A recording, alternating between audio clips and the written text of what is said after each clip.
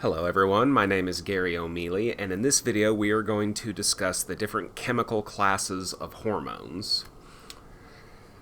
So far what we've learned in our brief discussions on the endocrine system is that hormones, by definition, are transported through the blood from place to place in the body. Now, since we know that the blood plasma is an aqueous environment, meaning that there's a lot of water there, the most important thing we can do in classifying hormones is to classify them based on their solubility in water. So we are going to see the valiant return of a couple of really important physiological terms. We're going to see that a lot of hormones are hydrophilic, meaning that they interact well with water, whereas some hormones are actually hydrophobic, meaning that they are not very soluble in water, nor do they want to interact with water very much. So we're going to see that the hormones that have these differing chemical properties are actually going to behave a little bit differently, and that's to our benefit as burgeoning physiologists, in that will allow us to, in a lot of ways, predict what different hormones are going to do.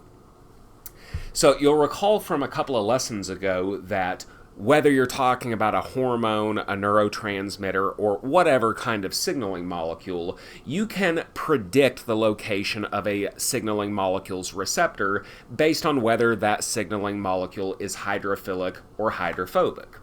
Hydrophilic ligands, or hydrophilic hormones in this case, are going to have membrane-bound receptors. So a hydrophilic hormone or a hydrophilic neurotransmitter will not be able to cross the cell membrane by simple diffusion, because what makes that hormone or what makes that neurotransmitter hydrophilic is more than likely its polarity. So it's not going to be able to get inside the cell, so it's going to have to bind to a receptor on the outside of the cell.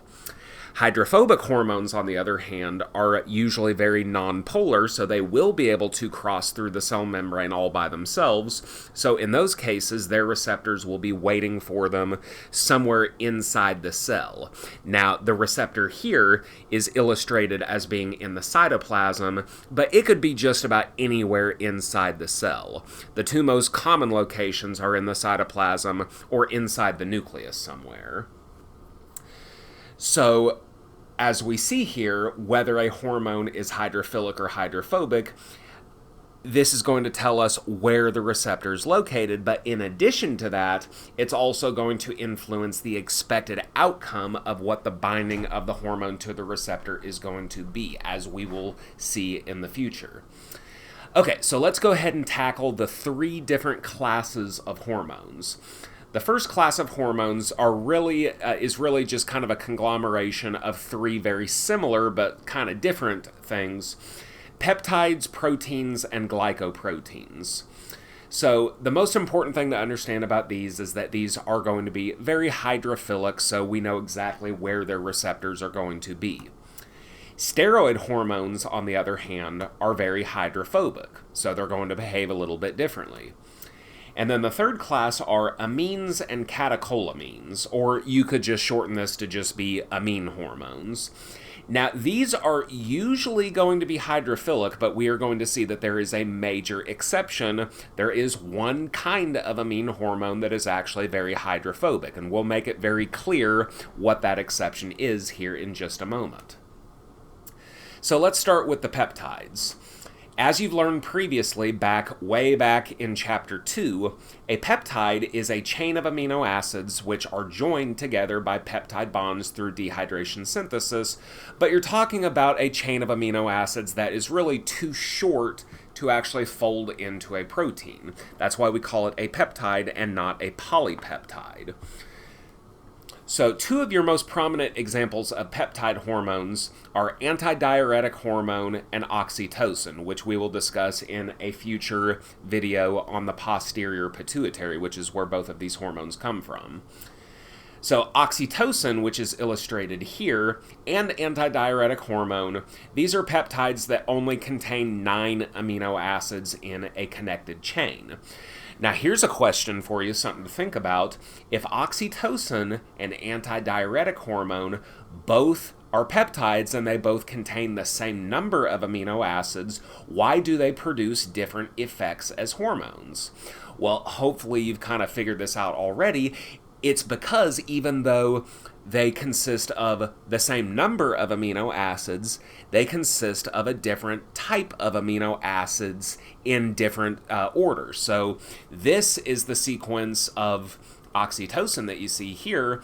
The sequence of amino acids in antidiuretic hormone is sure to be different. Now, just as a little bit of a review, I won't give away the answer in this video, but can you write the one-letter primary sequence for oxytocin from the figure above? The hint I'll give you 2 hints. Number 1, the start of the protein is the N-terminus and the end of the protein is the C-terminus. And then the second hint I'll give you is that there is at least one disulfide bond here. Okay, and then as we move on to proteins and glycoproteins, which again are in the same class as the peptides, they behave very similarly in terms of where the receptor is and what the expected outcome of the hormone's action is going to be. Protein hormones do contain enough amino acid residues to be able to fold into a 3-dimensional structure. So this is particularly important because not only is the protein itself important as the hormone, but also how it folds. It has to fold correctly to function correctly as a hormone. And then the other thing to remember here, and this goes not only for proteins and glycoproteins, but also for peptides, the instructions that tell cells how to make these hormones, because they are proteins, this is encoded in the DNA. The DNA contains the instructions in the genes that tell the cell, this is how you make this hormone here, this is how you make this hormone here.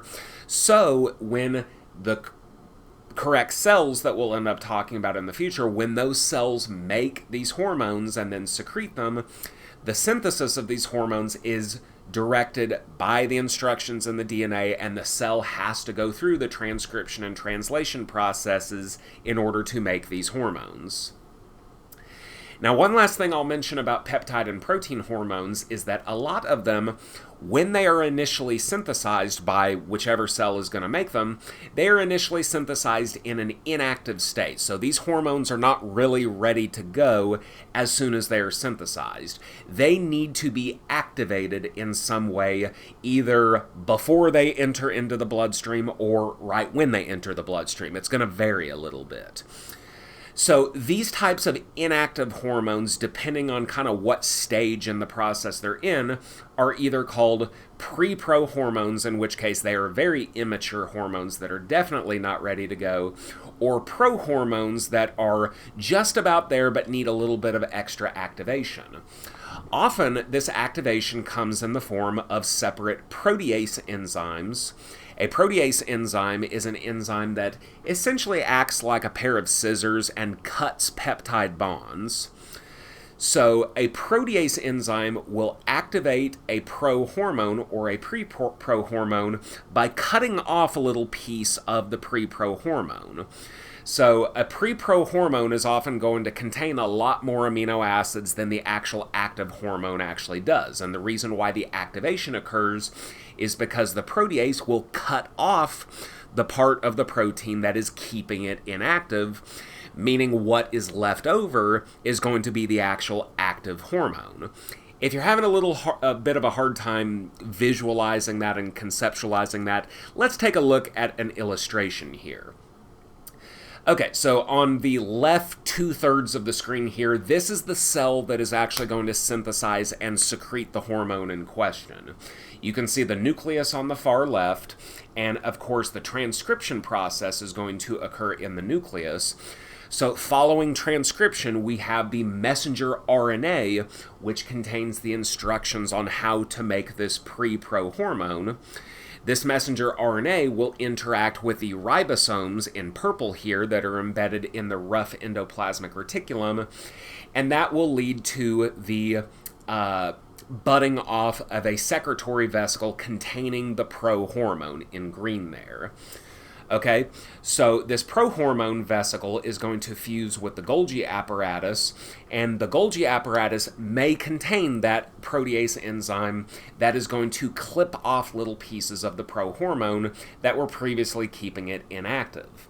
So by the time this secretory vesicle fuses with the cell membrane and leads to exocytosis of this peptide hormone, we now have the active hormone in the bloodstream and then the little inactive fragments that are left behind. So this allows the active hormone to now go through the bloodstream and find its target cell and exert its effects on changing physiology, while the peptide fragments are more than likely going to be degraded into individual amino acids and we can recycle them. Now, what I've illustrated here is the activation happening in the Golgi apparatus. It doesn't necessarily have to be that way. The activation can happen any time from the time the prohormone is made to the time the hormone hits the bloodstream. It doesn't necessarily have to be right there in the Golgi, but that'll give you the general idea of what is happening here. Let's look at a specific example. Let's look at insulin. Insulin is a protein hormone, and we'll talk all about insulin when we have our lecture on the pancreas and its hormones. But insulin is an excellent example of a hormone that is initially synthesized as an inactive prohormone. We call it proinsulin. Here you can see that insulin is actually this big kind of looping hormone that is held together by a variety of disulfide bonds. So that obviously tells you that insulin has at least 6 cysteine residues in it. But the problem here is that this is an inactive hormone. This hormone, as it is here, is not going to be able to do its job in regulating blood sugar. So after proteolytic processing, in which a protease enzyme cuts peptide bonds here to activate it, we end up with 2 pieces. We end up with the activated insulin, which is now good to go so that it can do its job and signal all over the body, and then the inactive C-peptide, which is the inactive part of the initial proinsulin. So this is a very interesting thing to discuss because the C-peptide is actually secreted into the bloodstream along with the activated insulin. It turns out the C-peptide is actually very easily detected in blood tests, and it can act as a good surrogate for measuring insulin levels since both of them are secreted simultaneously and in equal ratios. The C-peptide detection test can actually be a really good method for distinguishing between type 1 and type 2 diabetes diagnoses. We might get into this a little bit more when we talk about the pancreas, but if you're curious, I'll go ahead and give you the idea. Let's say that you have 2 patients that come to your clinic. Both of them are complaining of the same things, kind of feeling tired all the time. Their extremities feel kind of numb. They're urinating all the time. Kind of classical symptoms of diabetes mellitus. Well, you do a blood test and you find that their fasting blood glucose is for both of them is very, very high. So you're thinking, okay, it must be diabetes. But which kind of diabetes? Type 1 or type 2? Well, again, we'll cover this in a later video, but the idea of the difference between type 1 and type 2 diabetes is that type 1 diabetics, their problem is they don't produce any insulin. Type 2 diabetics do produce insulin, it's just the insulin they produce doesn't do its job very well. So you can see here how a C-peptide test would help you tell the difference between a type 1 and a type 2 diabetic. A type 1 diabetic would have no detectable C-peptide, whereas a type 2 diabetic would. Okay, let's move on to the steroid hormones. So we learned in a previous lesson that steroids, whether they're hormones or not, are very hydrophobic and they are derived from cholesterol. So we make our steroid hormones by making chemical modifications to cholesterol itself. Namely, enzymes in the cells that are making these hormones will make adjustments to the different chemical functional groups on cholesterol and transform cholesterol into whatever hormone needs to be secreted. So the key issue there are the enzymes that actually catalyze those reactions that change cholesterol into something like testosterone. These enzymes are generally called cytochrome P450 enzymes. They are found not only in the mitochondria, but also in the smooth endoplasmic reticulum. And as I previously mentioned, they catalyze the addition, the removal, or just the straight up modification of the different functional groups that are on cholesterol to transform those functional groups into something that gives the steroid a new activity, something that makes it whatever hormone you want it to be. So for example, I am illustrating here the enzymatic pathway that transforms cholesterol into progesterone, which is a sex hormone that is very important in the female menstrual cycle. You can see here that one enzyme will modify this big hydrocarbon chain up here into a ester functional group. A second enzyme will take this pregnenolone here and change this functional group down here. It'll change this hydroxyl group into a ketone functional group, and that changes pregnenolone into progesterone. So the idea here is there are all these different cytochrome P450 enzymes that each change a particular aspect of cholesterol or some other steroid. So in order to make the correct steroid hormone that a cell needs to make, that cell needs to possess the right combination of cytochrome P450 enzymes to end up making the correct hormone. So for example, testicular cells, which are going to obviously make testosterone, they will possess a different complement of cytochrome P450 enzymes than, say, ovarian cells, which are going to produce estrogen, or adrenal cells, which will produce cortisol or aldosterone. What kind of steroid hormone a secretory cell ends up making is all going to depend on what kind of enzymes it has at its disposal. Okay, and finally, we'll move on to the amine hormones. Now, of the amine hormones, there are two subclasses that we need to talk about. There are the catecholamines, which are hydrophilic, just like the peptide and protein hormones, and they will behave as such in terms of where the receptors are located and all that good stuff there. Number two are the thyroid hormones. Thyroid hormones like T3 and T4, triiodothyronine and thyroxine, these, in spite of being amines, in spite looking like they probably would be hydrophilic, they are actually hydrophobic. So as such, they are actually going to behave a lot more like steroid hormones. Thyroid hormone is the notable exception that we took note of earlier in this video. Now here you can see an example of a catecholamine. So this structure you see here belongs to epinephrine, which you might know better as adrenaline. So the catecholamines include not only epinephrine, but also norepinephrine and dopamine, and a few others. So a couple of things to know here. These are tyrosine derivatives, tyrosine being one of our 20 major amino acids. So the catecholamines are made by making chemical modifications to tyrosine, very similar to how steroid hormones are made by making chemical modifications to cholesterol. Now, of the catecholamines you see listed here, epinephrine is the one that we will most commonly see acting as a hormone, meaning it's traveling through the blood.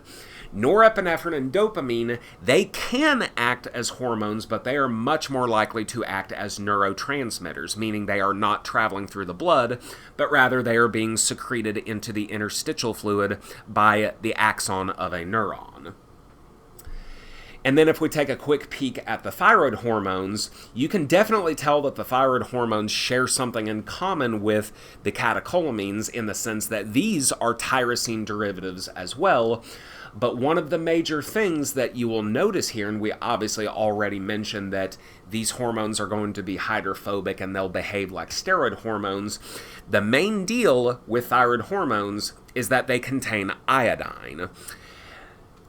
Iodine is an essential nutrient. This is the only thing that our body uses iodine for. We absolutely have to obtain iodine from the diet in order to synthesize our thyroid hormones. So in a future video on the thyroid, we will talk about the organification process in which iodine is enzymatically attached to proteins that contain tyrosine, and we can actually use it to produce our T3 and our T4 thyroid hormones. But we'll save that for the future. The main thing you need to understand about thyroid hormone for right now is, number one, it's hydrophobic and it's going to behave like a steroid hormone. And number 2, it requires iodine. All right, that's going to do it for this video. Here is a list of vocabulary terms you probably ought to be aware of. And then for checking your understanding, number 1, what are the 3 classes of hormones and what is an example of each? Number 2, what does knowing the chemical properties of a hormone tell us about what that hormone will do? And number 3, what are 2 characteristics of thyroid hormone that sets it apart from other hormones, which we literally just talked about 10 seconds ago. Okay, that's going to do it for this video. If you have any questions, go ahead and drop them in the comments section, and I will see you next time. So long.